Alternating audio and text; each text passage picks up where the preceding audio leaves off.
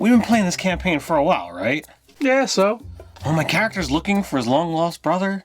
Yeah, what's your point? Why haven't I found him yet? Ted, he was lost at sea. You're in the middle of a desert. I wrote like 4 pages of backstory, and I don't think you even read it.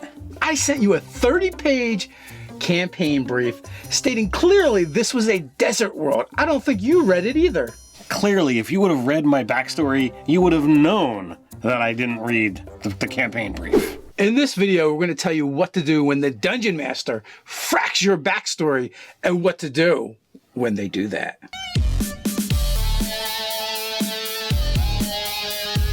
Welcome to Nerdarchy, for nerds by nerds. I'm Nerdarchist Dave, and today I'm hanging out with this nerd. Nerdarchist Ted. Hey, maybe this is the first time hanging out in Ted's basement. It's a place where we like to talk about news, views, and homebrews for 5th edition Dungeons & Dragons. Hey, sometimes we even talk about other role-playing games. So if you don't want to miss a single video, don't forget to hit that subscribe button and attune to that notification bell. All right, so we're going to talk about backstory in role-playing games, and this is actually kind of generic. This could actually go for any kind of role-playing game, not just 5th edition Dungeons & Dragons or any of the versions of D&D. Absolutely, and backstories are one of those things that some people, they really dive in, they create this rich character and go into way more depth than any DM, really wants to dive into, and others like, backstory, what's that? So it winds up being, this wide spectrum for role players. All right, so let's start with both sides of the screen, right, and ask the question: when does the backstory not become relevant? What happens when it messes up the whole dichotomy between the game master and the players and incorporating the backstories? Do we want to focus on one side first, or do we want to bounce back and forth? How do you want to go into this? Well, I think this particular part of the topic is both, right? What happened in that disconnect where the player shows up with a backstory that's not working and the DM is completely ignoring the player's backstory? For me, it starts with, well, did you have a session 0? Was there any dialogue before the campaign started? Some kind of campaign brief. I mean, we joked about a 30-page campaign brief, but there should be like something, a couple sentences, some idea for the players to know what kind of characters to build, what kind of stories they should have. The biggest time I see this being a problem is when everything's done in a vacuum. The DM's like, I'm running a new game. Who wants to play? And the players are like, I do. Then everyone shows up with their stuff, but no one really has any dialogue or conversation before the game starts. So that could really come up of like, all right, the DM wants to run your traditional fantasy game, and the player's like, well, I just got the Unearthed Arcana about Eberron, and I really want to dive into the Artificer. So it's like, well, the two of them might not mesh. So you could have issues with, setting versus character. You could have literally just terrain issues. You mentioned, oh, this was a desert game and, my quote unquote character, brother was lost at sea. So an aquatic game versus a desert game is going to be vastly different.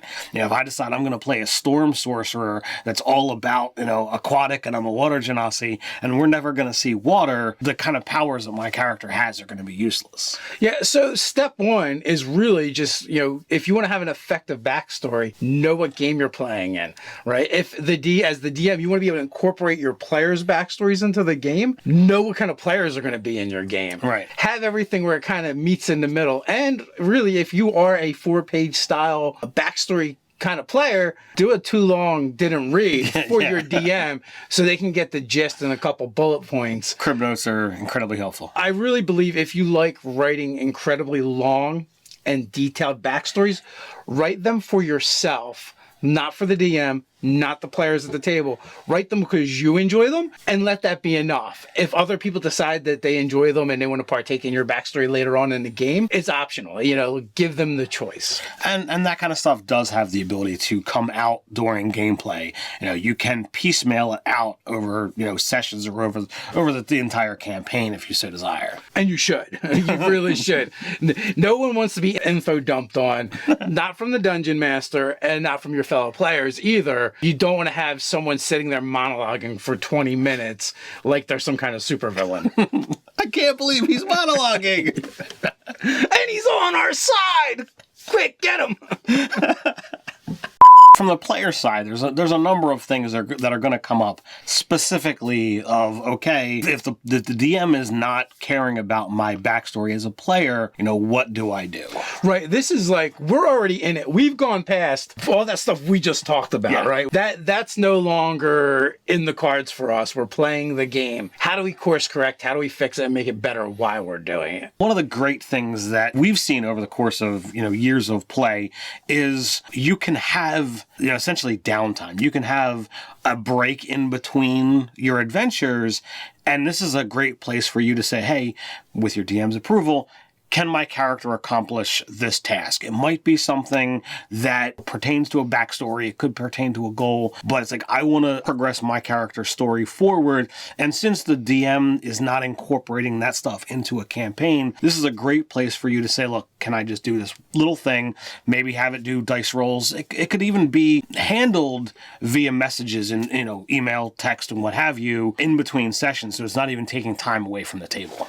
Yeah, especially too, if you're at a table where your GM does do downtime, this could be a way for you to reflect that backstory that you came up with and have it come back in. Because, downtime, if you look at Xanathar's Guide to Everything and the DMG, there is a ton of activities. Some of them are almost like mini adventures themselves. There's pit fighting, there's carousing and gambling, there's, religious activities, there's scholarly activities, there's creating magic items, there's pulling off a heist if you're a criminal. There is so many things that you could possibly be doing that, maybe it just gets resolved with a couple dice rolls, and then you build the narrative around it. Then you can maybe later on work that back into the session through role playing. And if you can do a heist, there's no reason why you can't do a quote-unquote dungeon delve or rescue mission if you're trying to locate, that character's lost brother, Yeah, if it's something that is significant to the character, but the GM doesn't want to take the main game in that direction, perhaps it is something that could be done that way. We've seen it done in other games like that, so there's no reason why it couldn't. It's just a matter of what the players want and what the GM wants.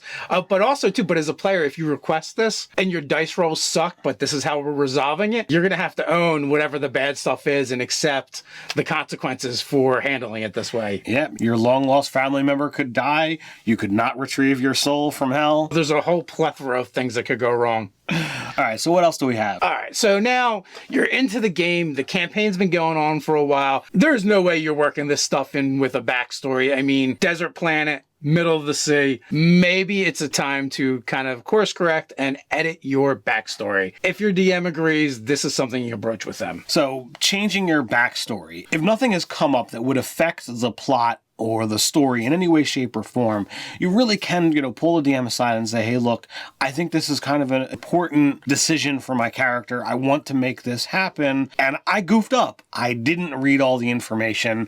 I just thought, hey, my brother's a sailor. This would be kind of cool to have him lost at sea. And I want to find him, but maybe he wasn't lost at sea, maybe his ship, crashed and he was lost, in here, and, there's still a chance to find it. However, you have the ability to get the story back into the plot line so that it still has the potential to come up. Maybe this sees a metaphor in this particular game. It's a desert planet. Perhaps there's these windswept plains that are as smooth as glass, and they sail ships across them on like razor blade runners, right? And, pitch an idea like that to your DM, something different. Or like in Dark Sun, they had silt seas, So maybe there is a way to kind of incorporate the essence of what was before and reflavor it a little bit, especially if it hasn't really come up and the only place it lives and exists is on paper someplace, right? You can always save that for your next character or another character down the road. Absolutely. So having these twists, having these changes, it allows you to still accomplish something. And, as with any kind of change, you do kind of have to seek your DM's permission. So lastly, the point that I would like to make and bring up is if the game that you're playing in isn't really heavily bringing backstories into it, then you as the player can take responsibility for your own backstory and you can bring it out in the course of the game, by role-playing with your fellow players, by role-playing with the dungeon master when you encounter NPCs.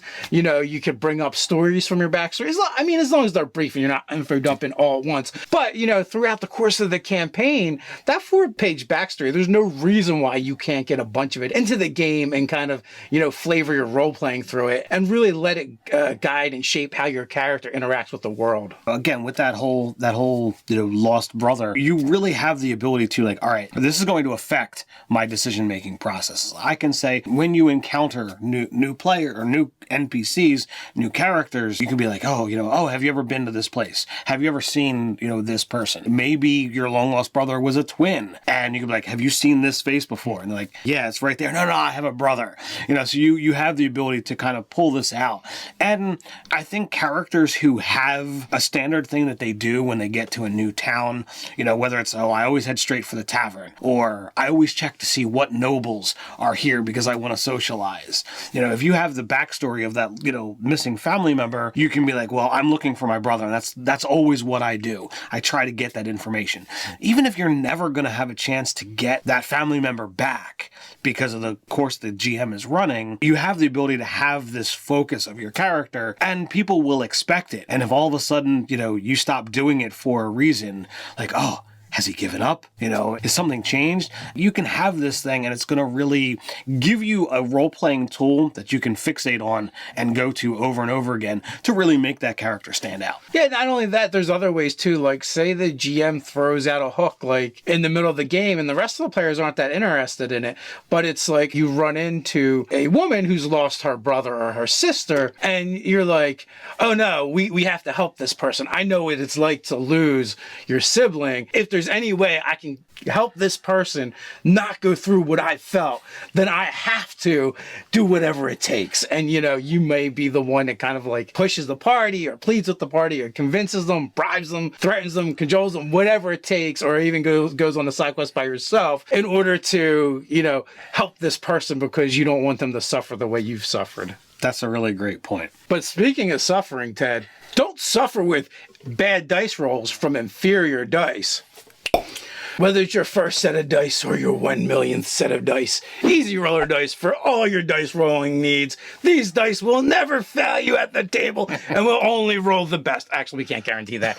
But they are amazing. They're great. Easy Roller Dice puts out great dice and dice accessories. You should check them out. Down in the description below, we have a link as well as a one-time promo code for a whopping 20% off. Go get some Easy Roller Dice. All right, so now we want to look at this from, you know, why would a DM really want to not care about a backstory? He just hates you so much, and he hates your role playing. No, there's a lot of reasons why this might happen. One of the reasons, and you've experienced at your own table, is there are just too many players. You know, we've played with players up to like 14 people at the table. Even 7 and 9 are very unwieldy. 4 to 5, it's a lot easier to work in backstories. But then when you have a huge table, it gets harder and harder with every person you add, especially if everyone has their own intricate backstory that they expect an arc for. So over the course of, you know, the last, you know, full campaign that I ran, we had anywhere from 3 players showing up all the way to, I think, 9. But over the entire course of the game, there were more than 14 players that sat at that table. So to have all these different components affect over the course of, it was like 48 to 50 sessions, there's a lot of information to take there. Now, some of those players were only there for like, you know, 1 to 4 sessions. You know, some were there for all of it. So I tried my best to incorporate what I could, where I could.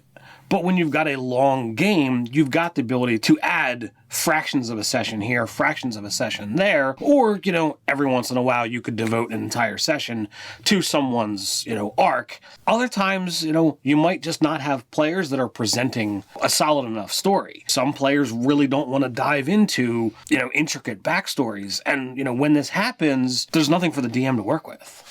Also, sometimes the players just build their backstory as they play the game as well, which is perfectly fine. Mm-hmm. I don't think you need to come to the table with a fully fleshed out backstory. There's nothing wrong with building that backstory as you play the game. It's definitely a viable way of doing it. In your own game, that game spanned a course of like 4 years pretty much. And I think you really delved into, I want to say, like 4 solid backstory arcs, and then a bunch of like mini spotlights, because that's kind of what was there. That's what was presented by the players. And that's only one thing. That's the size of the table. Another thing might be, how many sessions is the game going to be? We would play with a GM that would run like, it was like 3, 5, 7, or 9 sessions, something like that. I don't even think it was 9, but I think it was like 3, 5, 7. If you're doing a 3 session or a 5 session arc, it's going to be very hard to incorporate backstories into the game anyway. And if you add more players to it, it gets even harder. In the Saver Dice game, Stone's Guy Schlander from How to Be a Great GM, he tried to make sure he gave everyone at least a session arc, and we're doing like 12 sessions, 5 players, but you know, he's Guy Schlander, How to Be a Great GM. So that's a high expectation. Even for him, it was still difficult in order to incorporate everyone's story into, and he even had players die and come back with new characters. Another added difficulty, if you think about it, think about a GM who's been gearing up to do this arc for a character, the character dies, they come in with a new character. So, you know, what are they to do? Because now they have to like reshuffle and figure out what they're doing. And I believe there's other reasons why a GM might not do backstories as well. Related, to what you're saying, my campaign that I just started, we've had the first session, and it was planned with that same, a limited number of arcs. So there's 12 sessions, playing over the course of a year, and there's 7 players. If I were to devote a single session arc to each player, that gives like 5 extra sessions to weave in an overall plot and, the chance of what happens if somebody dies. That does offer, significant challenges. So I look at it as, okay, well, can I tie enough in that I can highlight different aspects of their backstory or give them moments to shine related to a backstory or their mechanical choices, so they feel like, as a DM, I care about what's there without saying we're going to devote a lot of time to it. Yeah, well, and the other thing that comes up too is the idea that as the GM, you're going to know all 7 players' backstories well enough to implement into your game that's on a limited number of sessions. Now, I can think of one other thing is you're playing a pre-written adventure or module or even campaign. It's going to be so much harder then to incorporate everyone's backstory. It can be done, and I've seen DMs do it, but it's a lot of work. But at the same time, it comes back to how many sessions do you plan on playing? How many players are involved? And again, I think as a GM, one of the secrets, the secret sauce is looking for those moments where you can just pull out little bits of their backstory instead of doing a whole arcs on it. Now, at your table, your game, you might do it differently, but these are some of the things that I see from having played for so long. Yeah, I really have to, double down on what you're saying. With that, momentary, I'm just going to insert something, whether you're running a pre-written adventure, whether you're running something that's, brand new that you've created, or, somewhere in the middle, a hodgepodge of both. Having moments where, all right, we're going to change this NPC from what is written or what I had planned to, well, this is going to be affected by that character's story because there's something that's similar enough or useful enough that you can have it affected. And I think in those moments, you're really going to have the ability to be like, wait a second, I wasn't expecting this. And, the character's really going to love that you as the DM took the extra time, put in the extra work, and now you've got your character is bought into what's going on because it's tied into your story. Absolutely. So the question is, how do you handle backstories in your game? Are they mandatory as the GM? Do you do some kind of DM campaign guide for your players when you start a new game? Do you just wing it? Everyone shows up with their character sheet, their dice, and they're just ready to rock. Let us know down in the comments below. While you're at it, don't forget to like, share, and subscribe. On the way down there, don't forget to stop by the description and check out the link to Easy Roller Dice and that promo code. Help out the channel by helping out our sponsors. So until next time, stay nerdy.